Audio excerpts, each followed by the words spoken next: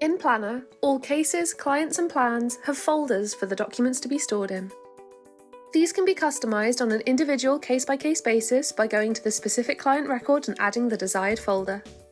However, you also have the ability to set up defaults that will apply to all clients, cases or plans moving forward. To set up your default folder structures, go to the Settings tab and select Default Folders.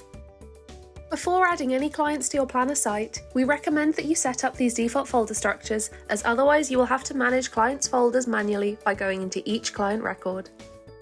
First, you can select whether or not the client should have the ability to see the folders for cases, plans and conversations in their client portal. If you select Yes, they will not be able to add or delete to these folders, but they will be able to see any documents inside them. We'll switch this on. To add a new default folder structure, select Add New Folders from the top right. From here, you can select whether you want these folders to be at a case, client or plan level. For this example, we'll choose Client. You can then decide if this should apply to all clients or only a specific type of client.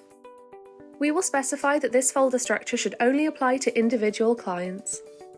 We'll add 2 folders, one for the internal documents and another for shared files. If we wanted, we could add a subfolder by creating a new folder and then dragging it beneath the desired parent folder. But for now we'll delete this and stick with our 2 folders. Hitting Save when done, we're taken back to the main default folders page, where we can now see the folder structure we just created.